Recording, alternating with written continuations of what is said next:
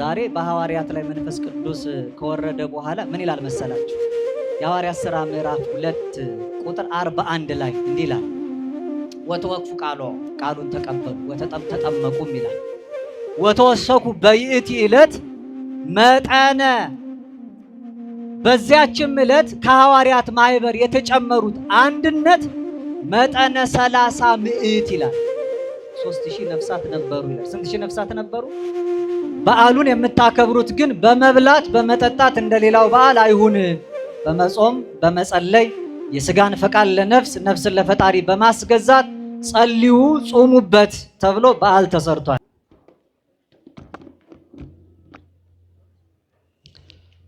ስብሐት ለእግዚአብሔር አብ ለዘአንቃሐነ እምነዋም ወለዘአጽናነ እምድካም ወሰጊድ ለወልድ ለዘጸገወነ ሐዋዘ ብርሃን ወለዘሐወፀነ በአዲስ ኪዳን አኮቴት ለመንፈስ ቅዱስ ለዘአብጽሐነ ውስተ ዝንቱ መካን ከመ ያቁመነ በየማን ስብሐት ለማርያም ስበይት በአርያም ስብሐት ለመስቀለ ክርስቶስ ዕፀ መድኃኒት ለኩሉ ዓለም። ብፁዕ አባታችን አቡነ እንጦንስ የምዕራብ ሐረርጌ አገረ ስብከት ሊቀ ጳጳስ የቅዱስ ሲኖዶሳችን አባል፣ ክቡር አባታችን መላከ ምሕረት አባ ገብረ መድኅን ቆሞስ የአገረ ስብከታችን ዋና ስራ አስኪያጅ፣ ክቡር መላከ ኃይል አባ ገብረ ሥላሴ ቆሞስ የታላቁ ደብረ ኃይል መርካቶ ቅዱስ ራጉኤል ቤተክርስቲያን አስተዳዳሪ፣ የዚህ የጽርሐ ጽዮን ሐዋርያት ወጎላ ቅዱስ ሚካኤል ቤተክርስቲያን ዋና አስተዳዳሪ፣ ክቡር መላከ ብርሃናት መምህር የንታይምሮ፣ በስም ያልጠቀስኳችሁ ከአድባራትና ከገዳማት በስራ ኃላፊነት ያላችሁ አይንተ እግዚአብሔር አበው ካህናት፣ ሊቃውንተ ቤተ ክርስቲያን መምህራን፣ መለኮታዊ ለሆነው ምስጢር ላይካን የምትሆኑ ወንድሞች ዲያቆናት፣ በዛሬው ዕለት ቅድስት ቤተ ክርስቲያን የልደት በዓላችሁ እንዲሆን በዓለ ጰራቅሊጦስን መታሰቢያ የሰጠቻችሁ የሰንበት ትምህርት ቤት አገልጋዮች፣ መንፈስ ቅዱስን እጅ ለመንሳትና ደጅ ለመጥናት ጽርሐ ሐዋርያት የሐዋርያት አዳራሽ በሆነችው በዚች ለከተማችን አንዷ ብቸኛዋ ታላቋ ደብር ተገኝታችሁ የምትማጸኑ በውስጥ በውጭ ያላችሁ ምእመናት ሁላችሁም የእግዚአብሔር ቤተሰቦች በበዓለ ሃምሳ ሰላምታችን ሰላም እላችኋለሁ። ክርስቶስ ተንሥአ እሙታን አሰሮ ለሰይጣን ሰላም ኮነ። በቸርነቱ ጠብቆ ለዚያ ያደረሰን ልሳነ ዓለም ከሳቴ ምስጢር አምላካችን እግዚአብሔር መንፈስ ቅዱስ ስሙ የተመሰገነ ይሁን። በደንብ እግዚአብሔርን አመስግኑ። እንኳን አደረሳችሁ።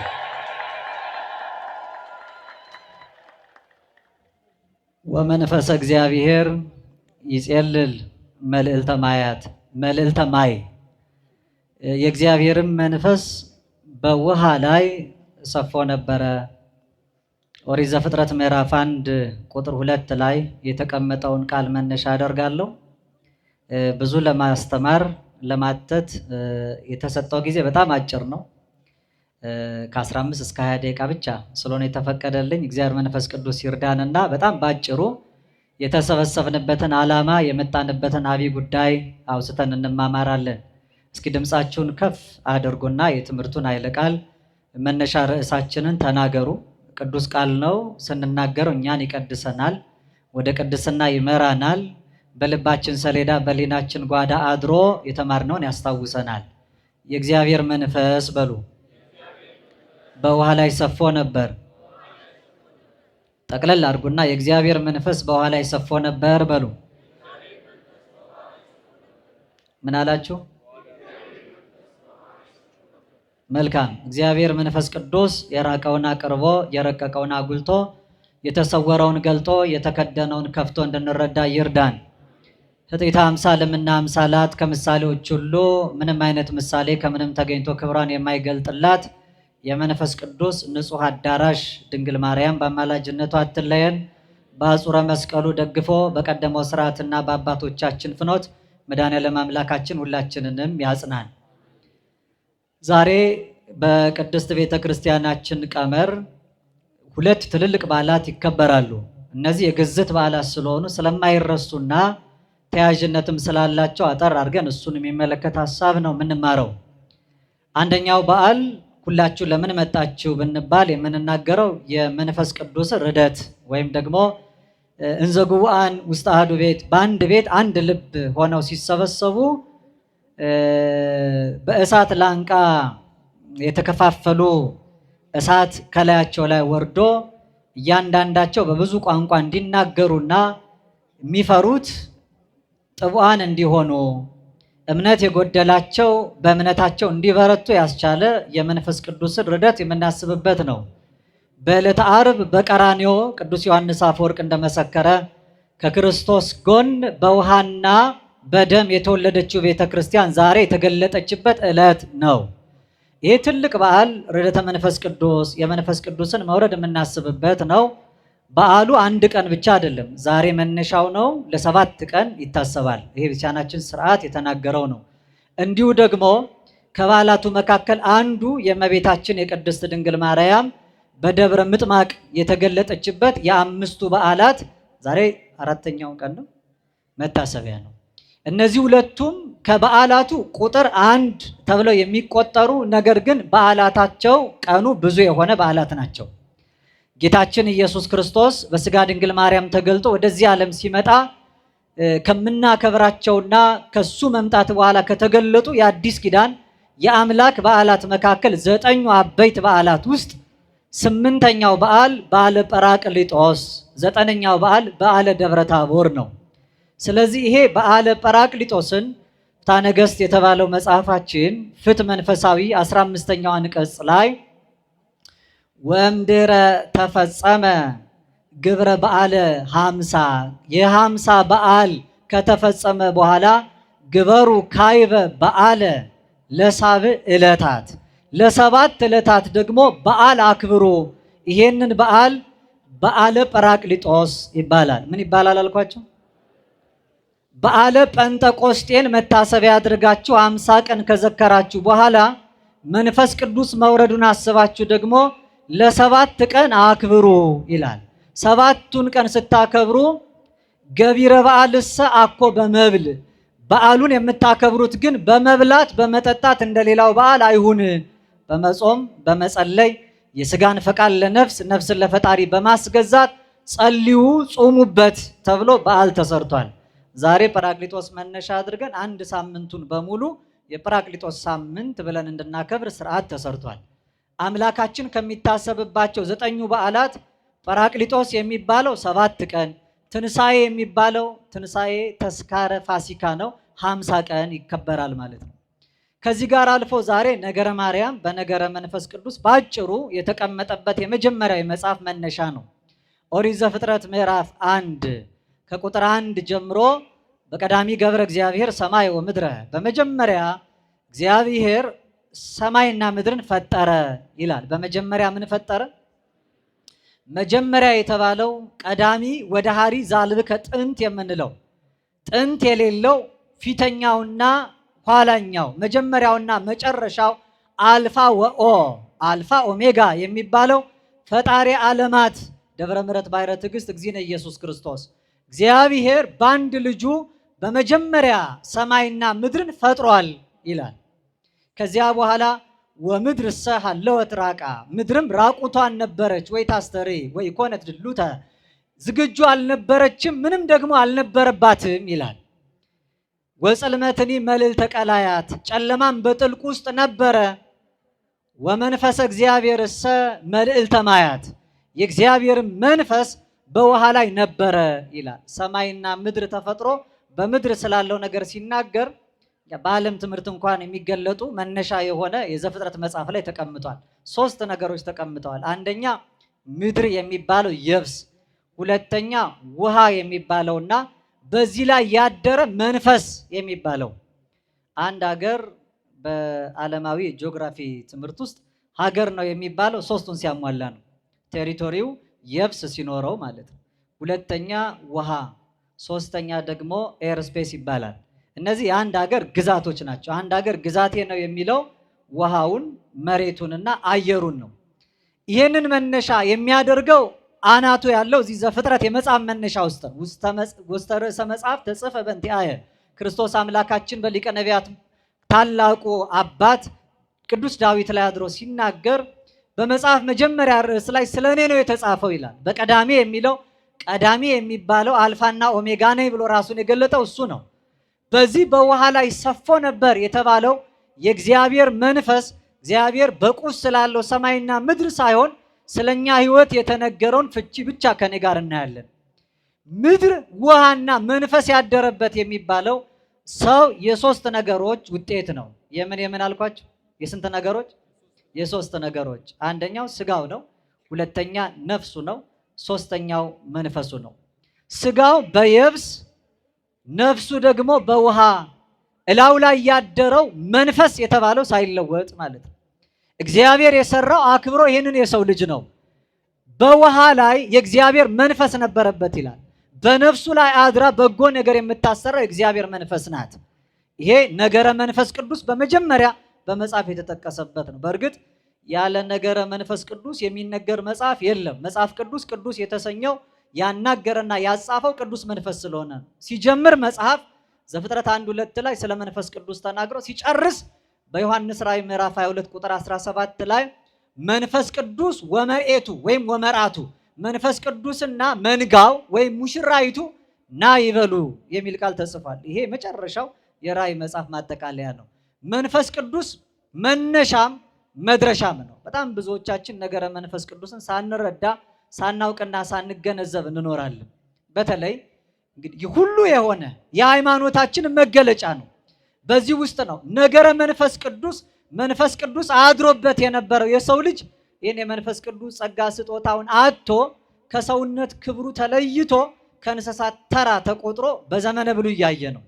ያን ነው ከሰው ልጅ ላይ የተወሰደውን መንፈስ ኢዩኤል ምዕራፍ 2 ቁጥር 28 ላይ ሰውጥ ምነ መንፈሴ ዲበ ኩሉ ዘሥጋ ስጋን በለበሰ ሁሉ ላይ ከመንፈሴ አፈሳለሁ ወይም መንፈስ ቅዱስን አኖራለሁ ያለው ትንቢት እንዲፈጸም የተወሰደው መንፈስ ቅዱስ የተመለሰው ዛሬ ነው። ዛሬ ሲመለስ እቺ ቤተክርስቲያን ተገለጠች። ሊቃውንቱ ቅድም እየደጋገሙ ዛሬ የቤተክርስቲያን የልደት ቀን ነው እያሉ ነግረውናል። የልደት ቀኗ ቅዱስ ዮሐንስ አፈወርቅ ዕለተ ዓርብ ከውሃና ከደም ስትወለድ ነው። ዶሮ ልጅ ወለደች የሚባለው እንቁላል የጣለች ቀን ነው ወይስ ከእንቁላሉ ውስጥ ጫጩት የተፈለፈለ ቀን? ወለደች የሚባለው እንደ ህይወት አስገኘች ወለደች የሚባለው እንቁላል አንፈርታይል ሊሆን ይችላል። እንቁላሉ ነው ሲፈለፈል። ቤተክርስቲያን ዕለተ ዓርብ ተወለደችና በሙቀተ መንፈስ ቅዱስ ተጠብቃ ጫጩት ከቅርፊቱ እንደሚወጣ የተወለደችውና የተገኘችው የታየችው ዛሬ ነው ማለት ነው። ይሄ ትልቁ የቤተክርስቲያን በዓል። በዚህ ውስጥ ከሰው ልጆች ላይ ተነስቶ የነበረው ጸጋ መንፈስ ቅዱስ ግን ሳይለያት አድሮባት የኖረውና የተገለጠችው ወደ ላይ አረክ ምርኮን ማረክ ጸጋን ለሰው ልጆች ሰጠ ሲባል የተሰጠው ጸጋ ዛሬ ነው። ያ ጸጋ ሳይሰጥ በፊት እግዚአብሔር ከሷ እንዳልተለየ ምልዕተ ጸጋ እንደሆነች የተነገረላት እመቤታችን ድንግል ማርያም አሁን በደብረ ምጥማቅ የታየችበት ነው። በዛ ያዩት ሰዎች በተገለጠችበት ክብር እንኳን ለማየት ባንበቃ ብዙ ዘሬቂ በህልሙ ሌሊት በህልሙ እንኳን ሌሊት ያየሽ እንዴት የተመሰገነው ነው እንዳሉ ጥቂት በአይነ ልቦናችን ለማየት እንድንችል የመንፈስ ቅዱስን ቤት ድንግል ማርያምን ለማየት እንድንበቃ በቸርነቱ ይርዳን። መኑ ከመ እግዝእትነ ማርያም ማይደረ ምዕራፈ አብ እንደመቤታችን እንደ ድንግል ማርያም የአብ ማረፊያ የሆነ ማን ነው? ወመኑ ከመ እግዝእትነ ማርያም ማይደረ ወልድ እንደመቤታችን እንደ ድንግል ማርያም የወልድስ ማደሪያ የሆነ ማን ነው? ወመኑ ከመ እግዝእትነ ማርያም ዘኮነ ቤተ ለመንፈስ ቅዱስ ጽርሐ ቅድሳት ለመንፈስ ቅዱስ እንደመቤታችን እንደ ድንግል ማርያም የመንፈስ ቅዱስ ንጹሕ አዳራሽ የሆነ ማን ነው? ለሰው ኃጢአት ሳይሰራ መኖር አይቻለው። ከአራቱ ባህሪያት ከተፈጠረ ከሰው ወገን ኃጢአት ያልሰራና እሳት የተሸከመ ማ ብቻ ናት? እመቤታችን ድንግል ማርያም ብቻ ናት። ለዚህ ነው ነገረ ማርያምን ማብራራት ነገረ መንፈስ ቅዱስን ማብራራት ነው። ነገረ መንፈስ ቅዱስ በላዋ ላይ ሰፎባት የታየችው እውነተኛይቱ ነፍሷ ከመንፈስ ቅዱስ ስራ ያልተለየ እመቤታችን ድንግል ማርያም ናት። ሐዋርያትን ክርስቶስ ከመሄዱ በፊት ኃይልን እስክትለብሱ በምን ቆዩ? በኢየሩሳሌም። እሷ ግን ስትመሰክር እስመ ገብረ ሊተ ኃይለ አብያተ ታላላቆቹን ኃይሎችና ስራዎች እሱ በእኔ ገልጧቸዋል አለች። ኃይል ያልተለያት የመንፈስ ቅዱስ ክብር ያራቃት መንፈስ ቅዱስ አድሮባት ለዘላለም በላዋ ላይ የኖረ ዛሬ በሚደገመው ጸሎት አርጋኖን በሚባለው ዕለተ እሑድ ላይ እስመ ብዙኃት ሀብተ እግዚአብሔር ወመክፈል ተሰናያት የእግዚአብሔር ሀብቱ በጎ ስጦታው ብዙ ነው ይላል። ብዙ ነው ስላችሁ ግን ከዚህም ከዛም የተለቃቀመ አይደለም። አኮ መናፍስት ብዙሃን ከብዙ መናፍስት የተገኘ አይደለም። አላ እማሃዱ መንፈስ ወውእቱኬ ጰራቅሊጦስ ዘአቀባ ለድንግልም ከርሰ እማ ያ ጰራቅሊጦስ መንፈስ ቅዱስ ነው ድንግል ማርያምን ከእናቷ ማኅፀን ጀምሮ የጠበቃት ይላል። በረከቷ በሁላችን ላይ ይደርብን። በውሃ ላይ ሰፎ ነበር የተባለ ከውሃ ያልተነሳ ንጽሐ ጠባዩ ያላደፈ የመንፈስ ቅዱስ ንጹሕ አዳራሽ እመቤታችን ድንግል ማርያም ናት። እሷን መነሻ አድርገን ነገረ መንፈስ ቅዱስ ላይ 2 ነጥብ ብቻ ተናግሬ ላብቃ። ዛሬ የምናከብረው ታላቁ በዓል በዓለ ሃምሳ ይባላል። ምን ይባላል አልኳችሁ? ያው 50ውን ቀን ከቆየን በኋላ ነገረ ሃምሳ በብሉይ ኪዳን ጴንጠቆስጤ እየተባለ ይጠራ ነበረ። ምን ይባላል አልኳችሁ? ጴንጠቆስጤ በሉ እስኪ። በዓለ ጴንጠቆስጤ የሚባል ነው። ነገረ ሃምሳን እስራኤላውያን በ2 መልኩ ያከብሩት ነበር። አንደኛው በኦሪት ዘሌዋውያን ምዕራፍ 25 ላይ ከቁጥር 10 ላይ የተነገረ ቃል አለ። ነፃነት ከወጣችሁበት አሁን ይሄ 50ኛው በዓል የኢዮቤልዩ በዓል ይባላል። ይሄም የነፃነት በዓላችሁ ነውና ዓመቱን በሙሉ በዓል አድርጋችሁ አክብሩት አለ። ዓለሙም ዛሬ 50 ዓመት ሲሞላው ተቋምም ሳይቀር በዓለ ኢዮቤልዩ እያለ ያከብራል። ኢዮቤልዩ ማለት የነፃነት በዓል ማለት ነው። የምን በዓል? ምክንያቱም እግዚአብሔር ለፈርዖን ተገዝተው እያለ ለእኔም ተገዙልኝ አላላቸውም። አልቦ ገብር ዘይክል ለክልያ ጋይስ ተቀነው ለሁለት ጌታ መገዛት የሚቻለው ባሪያ ማንም ስለሌለ ከፈርዖን ባርነት ነፃ ካወጣቸው በኋላ እሱ ገዣቸው የሆነው። ገዣቸው ሕዝቤን ብሎ የሚገዛለትን ሕዝብ ከፈርዖን ባርነት ነፃ አወጣው። ሲመራው እግዚአብሔር ሊመራው ሕዝቡን ያስወጣው ለ40 ቀን ነው። ኃጢአት ቢሰሩ ግን 40 ዘመን ተገዙ። በዓሉን እንዲያከብሩ የታዘዙት የነፃነቱን በዓል በ50 ቀን ነው። እነሱ ግን በ50ኛው ዓመት አከበሩ። ኃጢአት ስንሰራ በደል ስንፈጽም የእግዚአብሔር ምሕረቱ ከኛ ትርቃለች። በበጎ ንስሐ ስንመለስ እስራኤላውያን ግብፅ ባርነት ሲሄዱ የባርነት ዘመናቸው 430 ነበር። እንደ ራሄል ያሉት ሲያለቅሱ ግን 450 ከኋላ ሄዶ ለአብርሃም ከተሰጠው የቃል ኪዳን ዕለት ተቆጥሮ ግማሹን ሳይገዙበት በ215 ዘመን ነፃ ወጥተዋል። ከተመለስን እግዚአብሔር ይመለሳል። ከራቅንበት እግዚአብሔር ምሕረቱን ያርቃል።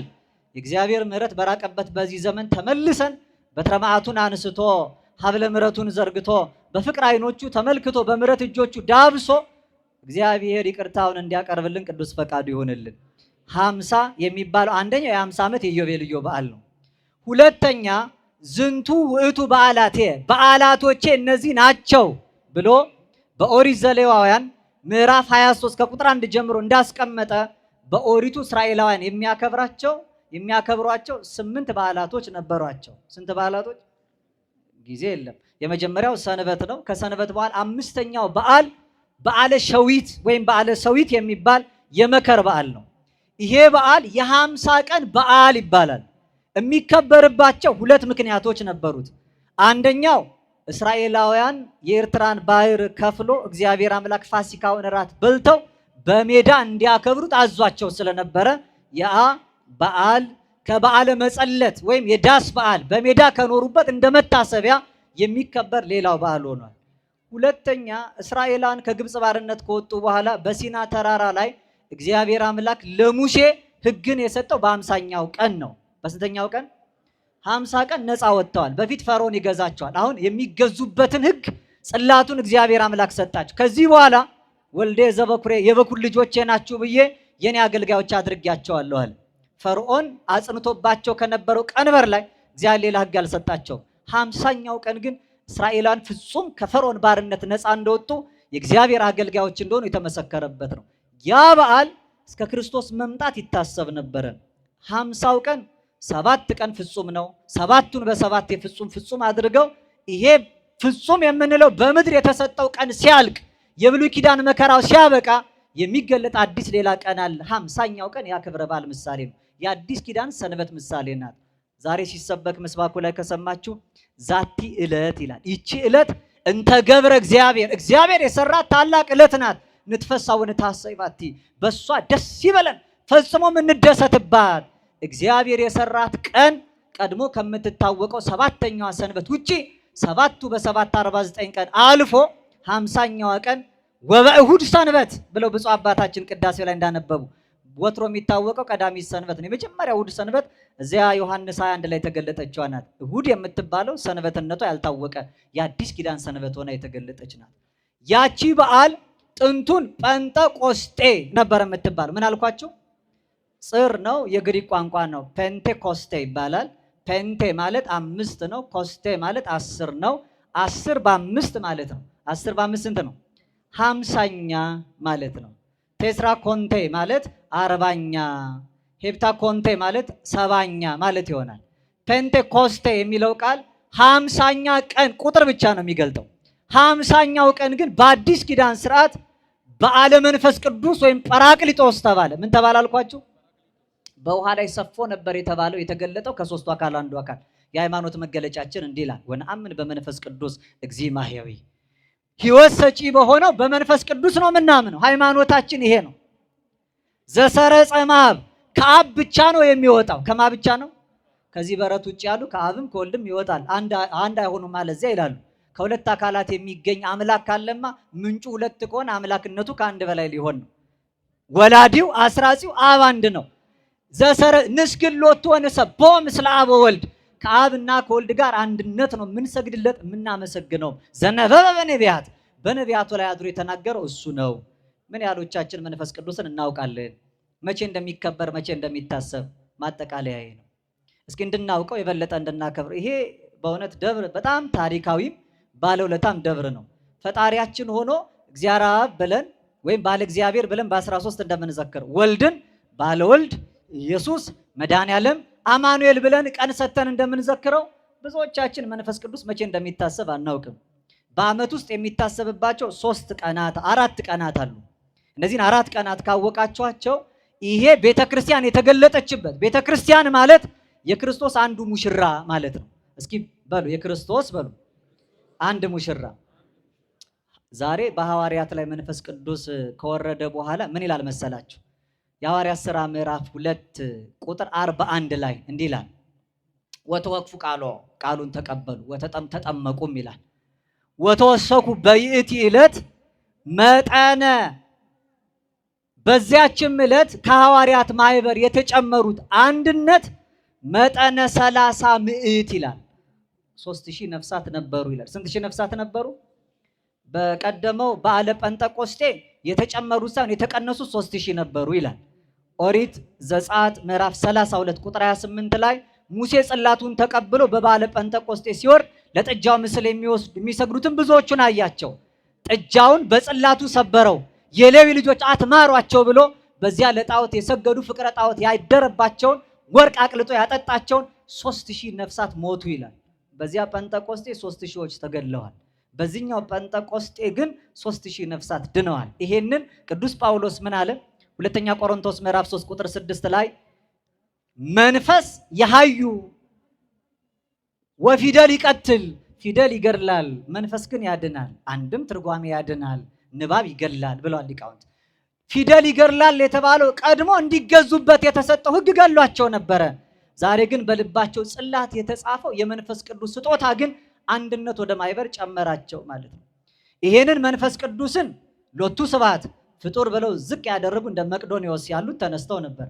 በ381 ዓመተ ምህረት ታላቁ ቴዎዶሲዮስ የተባለ የአኖሬዎስና የታላላቆቹ የቆስጠንጠንያ አርቃዲዮስ ንጉስ አባት የነበረው በቆስጠንጠንያ ጉባኤ ሰርቶ በ150 ሊቃውንት መንፈስ ቅዱስን ሕጹጽ ያለ ወይም ፍጡር ነው እንደ ፍጡራን ያለው መቅዶኒዎስ የተወገዘበትን ቀን ቤተክርስቲያናችን የካቲት 1 ቀን ታከብረዋለች። መቼ አልኳችሁ?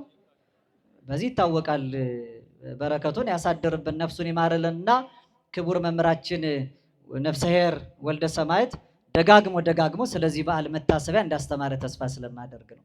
የካቲት 1 ቀን የመንፈስ ቅዱስ አካላዊ አምላክነት የተሰበከበት ታላቅ ዕለት ነው። ሁለተኛ የፋሲካ በዓል የሚባለው በእስራኤላውያን ስርዓት የሚያዝያ 14 ቀን ነው። ከሚያዝያ 14 በኋላ ያለውን በዓለ ጴንጠቆስጤ ቆጥረው 50 ዕለት የሚመጣው ሰኔ 5 ቀን ነው። ሰኔ 5ን በጴጥሮስ ጳውሎስ መልክ ላይ በገድለ ገብረ መንፈስ ቅዱስ ላይ የመንፈስ ቅዱስ መታሰቢያ ቀን ሰኔ 5 ነው የሚል ታገኛላችሁ። ሰኔ 5 መነሻውን ያደረገው ያ ነው። ሐዋርያት ተብሎ አንድነት በሚታሰበው እዚህም ጥንቱን አላውቅም ሊቃውንቱ ለምን ጽርሐ ጽዮን ሐዋርያት እንዳሉት ሐዋርያት የተቀበሉትን ጸጋ መንፈስ ቅዱስ መነሻ አድርገው ነው። በ5 የሚያስቡና የሚዘክሩ ብዙ ቅዱሳን አሉ። መነሻቸው ይህ ጥንተ በዓለ ጴንጠቆስጤን ይዘው ነው። ከዚያ ባሻገር የአፍሪካ የመጀመሪያው ፓትርያርክ የነበረው ሐዋርያ ቅዱስ ማርቆስ የመንፈስ ቅዱስ አዳራሽ የማርያም ልጅ ነው። ወይም የዚያ ቤት ሐዋርያ ዛሬ መንፈስ ቅዱስን የተቀበሉበት ቤት ልጅ ነው። በአፍሪካ መጀመሪያ እስክንድሪያ ላይ የሰራው ቤተ መቅደስ የመንፈስ ቅዱስ መታሰቢያ ነበረው። ከዚያን የተነሳ ቅዳሴ ቤቱን ሰኔ 5 አክብረውታል። ይሄ መታሰቢያው ነው። ሌላው ባለፈው እንደዘከርነው ግንቦት 18 ቀን ጥንተ በዓለ ጰራቅሊጦስ ብለን እናከብረዋለን። ዛሬ ደግሞ ተውላጡን ትንሣኤ ካለፈ በ50ኛው ቀን እንዘክረዋለን። መጨረሻ እስኪ ጰራቅሊጦስ በሉ። ጴንጠቆስጤን ነግሬያቸዋለሁ። ጰራቅሊጦስ ቅድም ወንድማችን ዘማሪ ብዙአየሁ ከመዘመሩ በፊት አንስቶ ስለ መንፈስ ቅዱስ ማንነት ነግሮን፣ መንፈስ ቅዱስ ማለት መንጽኢ ማለት ነው፣ የሚያጸና በሉ እስኪ ምን የሚል አልኳችሁ? መንፈስ ቅዱስ ማለት ናዛዚ ነው፣ የሚያረጋጋ በሉ እስኪ ምን የሚል አልኳችሁ? መንፈስ ቅዱስ ከሳቴ ምስጢር ነው፣ ምስጢር ገላጭ በሉ እስኪ። መንፈስ ቅዱስ መንጽሒ ነው፣ የሚያነጻ በሉ እስኪ። መንፈስ ቅዱስ መስተስሪ ነው፣ ኃጢአትን የሚደመስስ በሉ። መንፈስ ቅዱስ መስተፍስሒ ነው፣ የሚያስደስት ምን የሚል አልኳችሁ? የእግዚአብሔር መንፈስ ጸሎ የነበረው ውሆች ላይ ሳይሆን ውሃ ላይ ነው። ምን ላይ አልኳችሁ? ይገርማቸዋል። ወተወሰኩ መጠነ 30 ምዕት ነፍስ ነው የሚለው። 3000 ነፍስ ተጨመሩ። ስንት ሺህ ነፍስ? ሁለቱም ጋር የሚያዝ ምስጢር ነው። አንደኛ የእግዚአብሔር መንፈስ በውሃዎች ላይ አላለም፣ በውሃ ላይ ሰፎ ነበር። ሁለተኛ የተጨመሩትን ደግሞ 3000 ነፍሳት አላለም፣ 3000 ነፍስ። አሁን ይሄ 3000 በቁጥር አብዝቶ ምን ይላሉ ሊቃውንቱ? አንድና ብዙ ነው ይላሉ አይደል? ልክ አይደለም አይደል? በአገባብ እንደ ዘይቤ ካየን፣ ምስጢሩ ግን ሌላ ነው። እግዚአብሔር አንድ ካልሆን መንፈስ ቅዱስን በእኛ ላይ አያሳድርም። ምክንያቱም አንድ የሆኑት ላይ ያደረው መንፈስ ቅዱስ በአንድነታችን ለአንዱ ክርስቶስ ሙሽሮች ነን። እኛ ዛሬ በዘር ተከፋፍለናል። ይሄ ቋንቋ ሁሉ ዛሬ መብዛቱ ለሀብት ሆኖ በሐዋርያት የተገለጠበት ዕለት ነው። እነሱ ብዙ ቋንቋ አውቀው ሌሎችን ስበው አንድ እንዲያደርጉ ነበር የበዛውን የተገለጠላቸው። እኛ ግን ቋንቋ በመብዛቱ እርስ በርስ እንደ ሰብአ ባቢሎን ተከፋፍለን ያለ ነው። እያንዳንዳችን እርስ በርስ ተለያይተን ክርስቲያን ነን ካል አምላካችንን እንሰድበዋለን። ለምን መሰላችሁ? ክርስቶስ የአንድ ሙሽሪት ብቻ ባል ነው። የስንት ሙሽሪት አልኳችሁ? አቅሌሲያ የምትባል የክርስቲያን ነፍስ ባል ብቻ ነው እሱ። ዘቦ መርዓት መርዓዊ ውእቱ፣ ሙሽራይቱ ያለችው እሱ ሙሽራ ነው። ቅዱስ ቀለምኒጦስ ቤተክርስቲያን ብሂል ነፍሰ ክርስቲያን ብሂል፣ ቤተክርስቲያን ማለት ማን መሰለች? የክርስቲያን ነፍስ እኮ ናት አለ።